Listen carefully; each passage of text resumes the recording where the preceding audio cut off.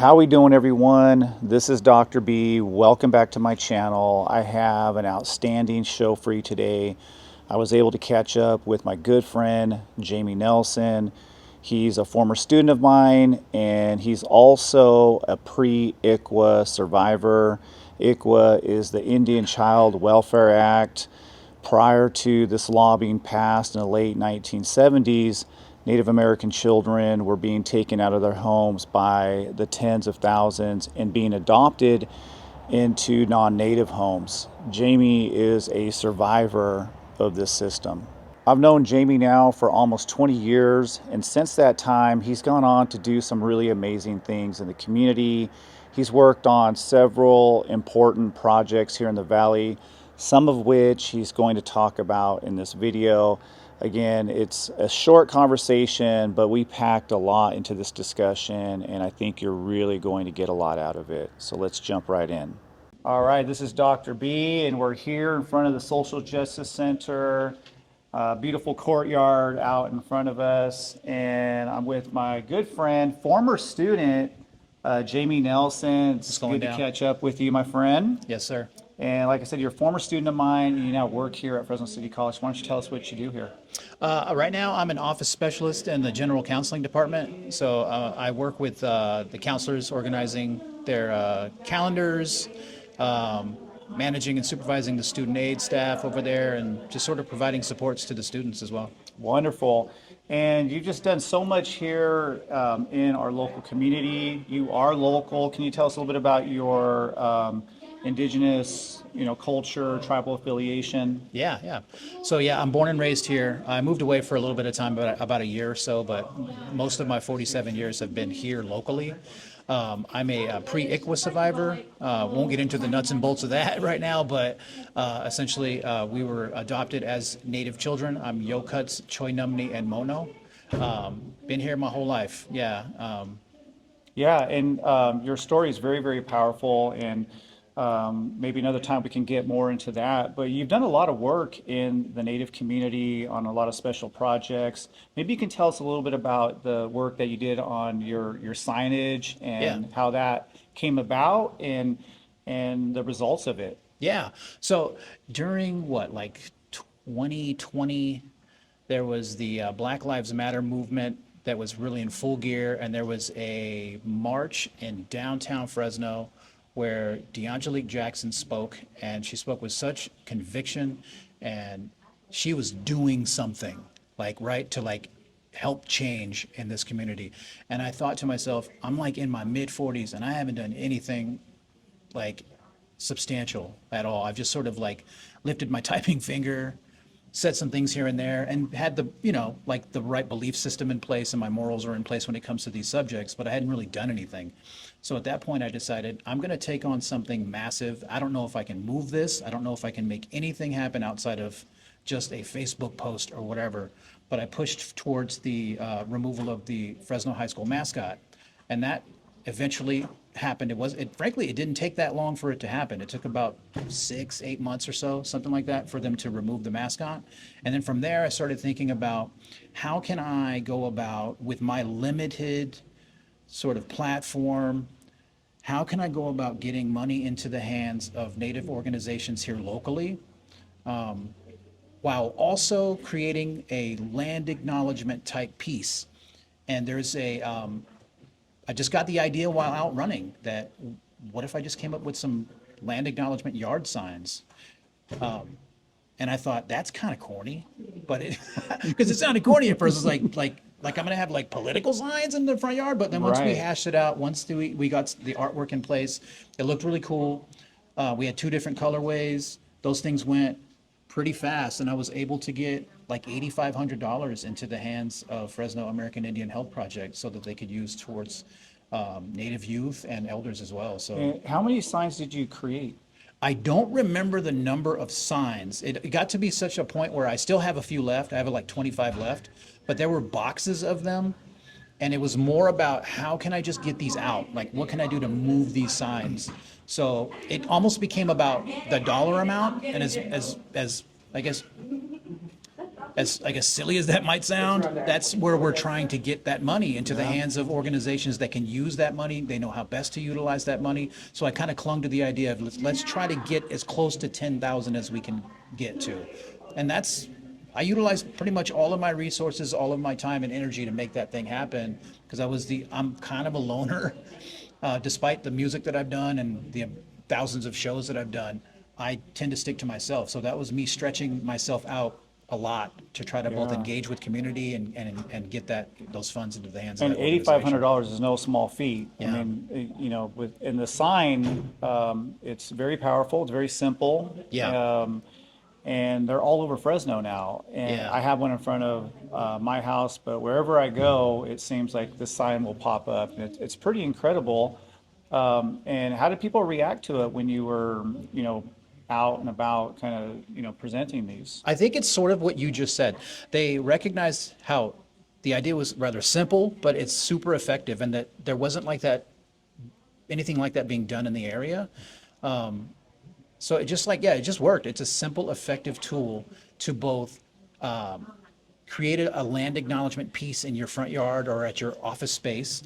It starts conversation, starts dialogue. As you mentioned off camera, that you've That's had right. folks talk to you about what this means, even the pronunciation of the word, like just understanding on a very small level, like whose land you're on, and that land acknowledgement and land, the acknowledgement of land is not an act of war against you as a non-native person.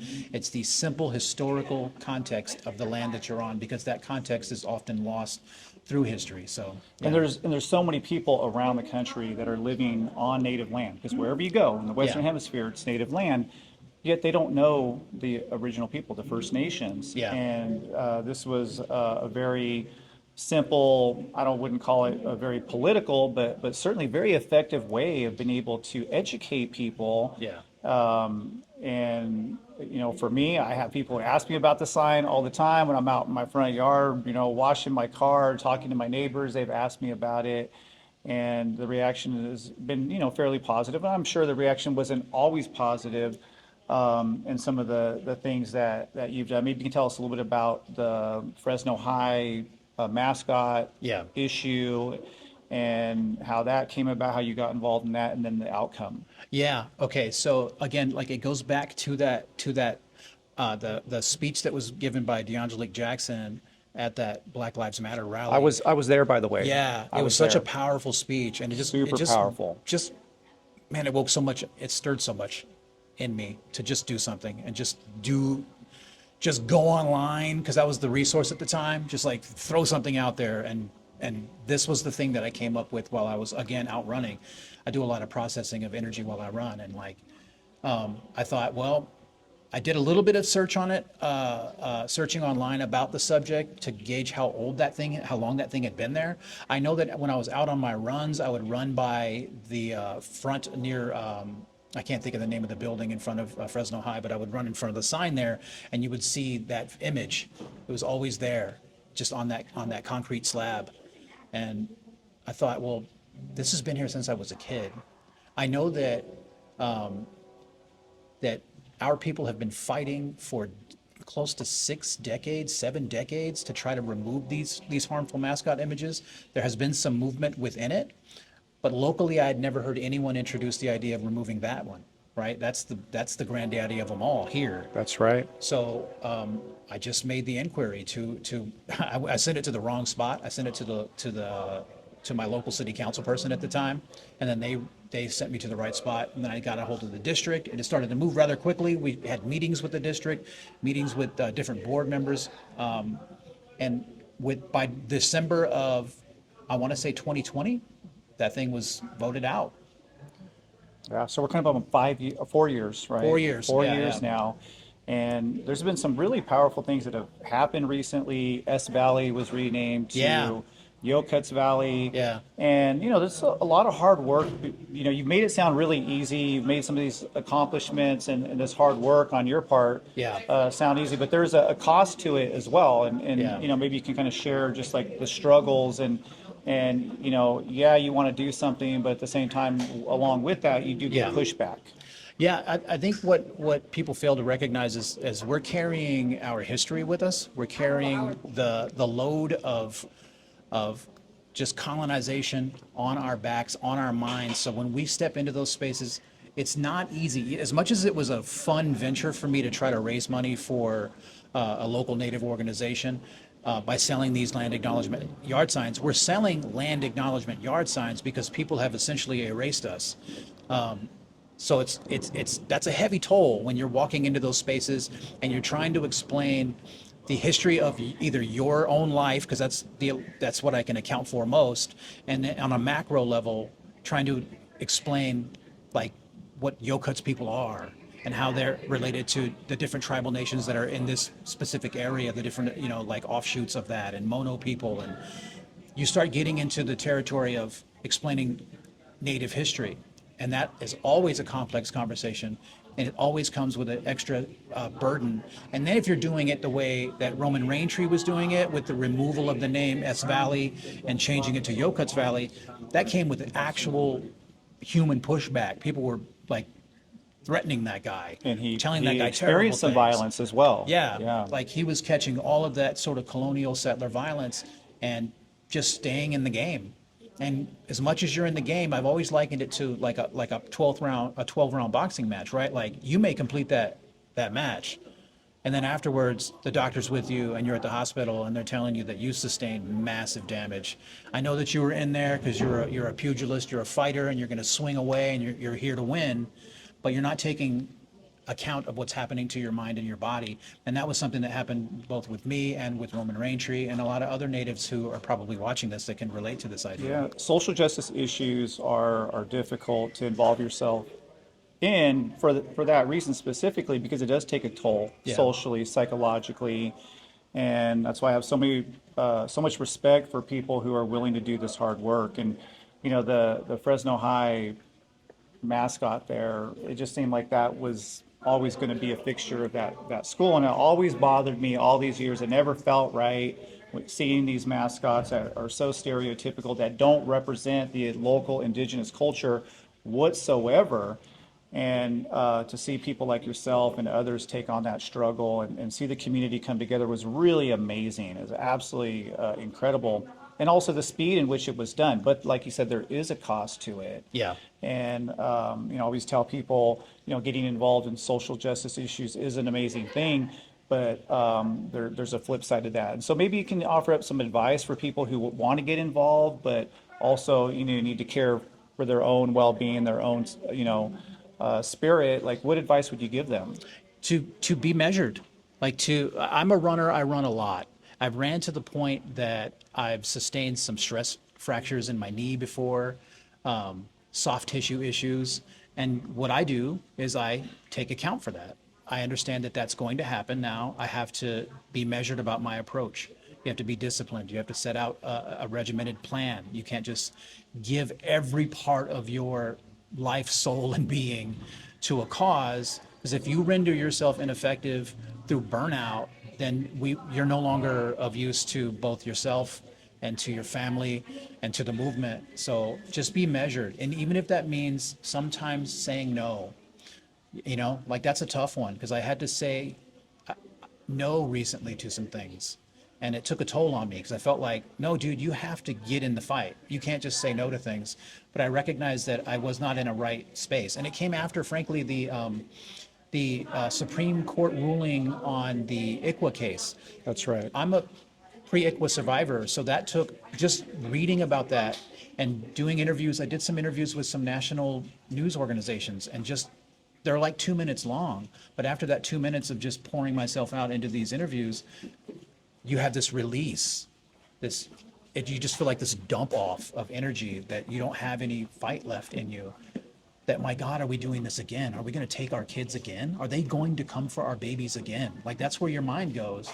And it's hard to stand up in the middle of that. So I had to take a more measured approach about this, and like understand that my mind and body are important as well, and to kind of, act accordingly. Absolutely. And just want to say I appreciate all the things that you've done and everything that you have, given to our community here, and all the hard work, not just obviously the fundraising, but, your time and and giving your energy. And we were talking about, doing that in a good way that's for you, right? And I've tried to do the same as well over the last couple of years, just knowing that, you can only give so much before eventually, it'll take its toll. Yeah. It'll take its toll. Now, there's another part of your life I do want to get into, your music and Yeah. your poetry, your creativity. Maybe you can tell us a little bit about that side of Yeah. your life and how people can follow you and maybe get to know you a little bit better. So it's been a while now since I've picked up a microphone, but I've been an MC doing hip hop music here for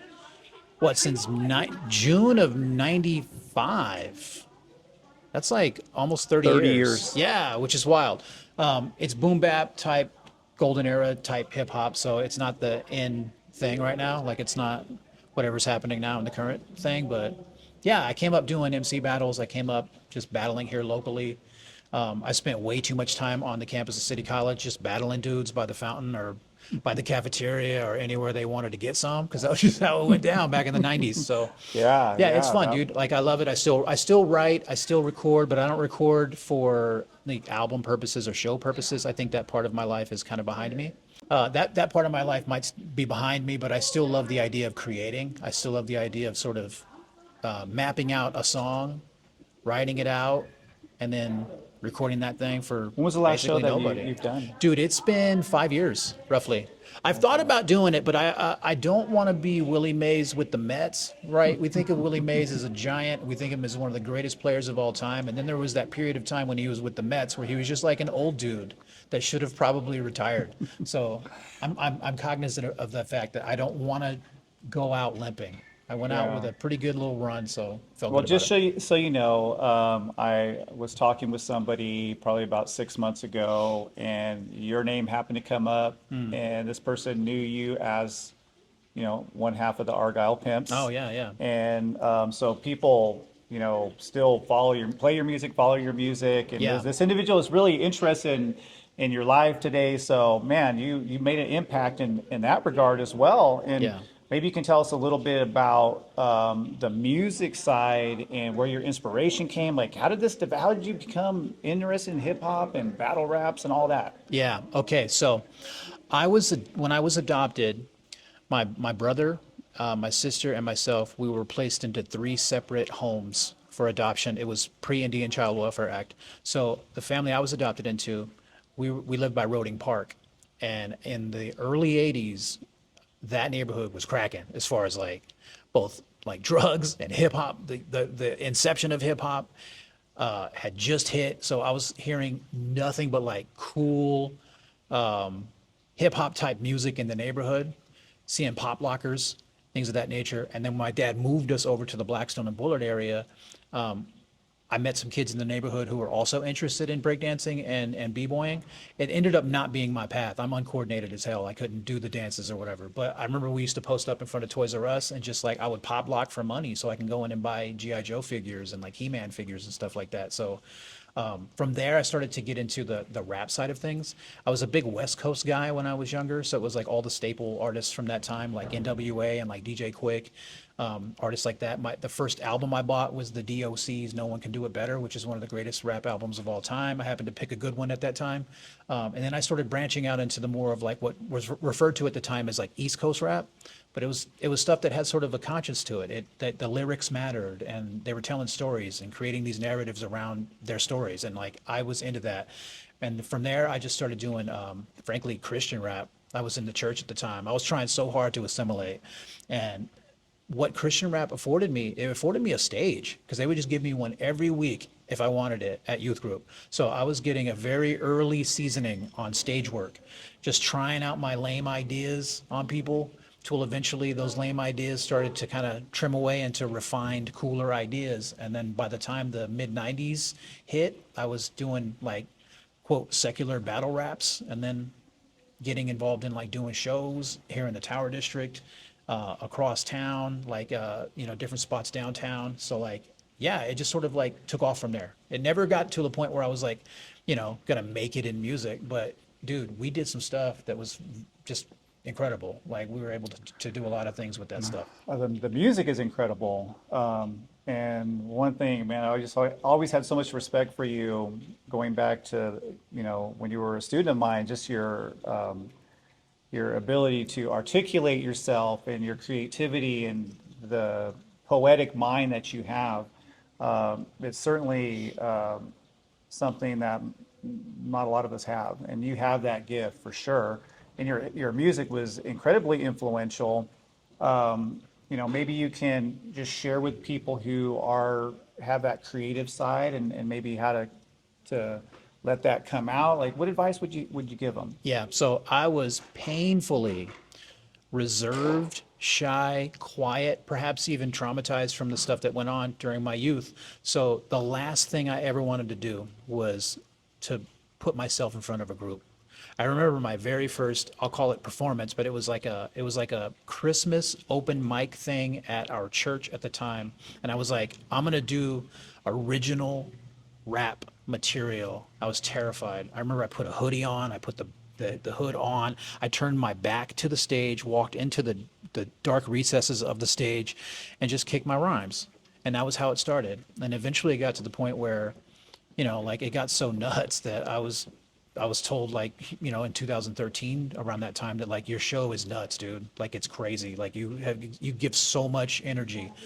Well, I'm basically the same person. I have a nomadic type way at which I kind of approach the world. I'm always sort of just out walking by myself, or kind of pulling myself away from the group. What I'm saying is that you can be reserved, you can be shy, or you can be full on extroverted and full of all this zest and energy for stage life. Just always follow what it is you want to do. Like if you want to do 90s era boom bap the way that I did it, fall in love with that thing and go for it, man. Like just push forward, stay within your own creative box. Like don't try to like branch out and be something that you're not. On a real level, find you an MC, especially if you're younger and you want to rap. Find you an MC that you like, that sounds a little bit like you, and just bite their junk. Just totally steal their style. Because you'll start sounding a little bit like them, and then from there, you'll branch off into your own style and into your I own think that's understanding. really great advice. Just like even as an academic, my writing style was all based on the people that I Yeah. loved and appreciated their style of writing. Uh, I basically took that style for Yeah. myself. Yeah. And it will branch off into your own thing. It just, And my teaching style as a college professor, it's like I'm a mixed match of like so many professors that influenced me, and then of course a little bit of me as well, just coming out above all. yeah, for sure. Yeah. Yeah. So one last message. Maybe you can say something to any reconnective natives. People are trying to get reconnected to the culture. Just maybe a message to them. Yeah. So one of the toughest things I had to do for me as a person who is somewhat introverted and somewhat shy when it comes to these subjects was to kind of push forward back into this space. There, there's a lot that comes with it. You're, especially if you're somebody who is placed into the situation that I was placed in with adoption, where you're coming back home and you don't really understand what home is, and the sacred traditions that we have, the cultural aspects of it all. Like, just try if you can to find someone in your life that either an elder or someone that's connected to that community that can help slowly ease your way back into it, even if it means coming the way that I did. I found you through coming to school here at City College and having a meeting, what, like almost 15 years ago in your office. You're still in that little tiny office space. Like me standing in that office space and you explaining to me what Indian Child Welfare Act is, how it functioned, like the significance of it on my life, because at the time I thought I'm one of one victim when it comes to this madness, and you explaining the historical context, letting me know that there are thousands of children that were taken and that many of them are making their way back home and they are kind of like lost. We don't know what to do. If they can find someone in their lives like that, if they can't find someone in their lives like that, there are some native resources that they can reach out to online, right? To kind of just get a cursory understanding of what it's like to be a native person. And one of your courses from back in the day talked about the idea of being a contemporary native in society, and that my indigeneity, no matter how untraditional it may be, is still important. Absolutely, 100%. Well, I know you have to get back to work, Yeah. and we did this on the fly. I just want to say thank you so much for agreeing to, be able to talk a little bit with me in front of the Social Justice Center here, and maybe down the road we come back and do it again, get a little deeper into ICWA and some other topics as well. Yeah. But again, thank you. And any last message or words you want to put out there? Anything? You don't want none on the mic. You don't want to see me on the mic. All right, y'all. This is Dr. B, Jamie Nelson, Fresno City College, Social Justice Center. Later. Peace out.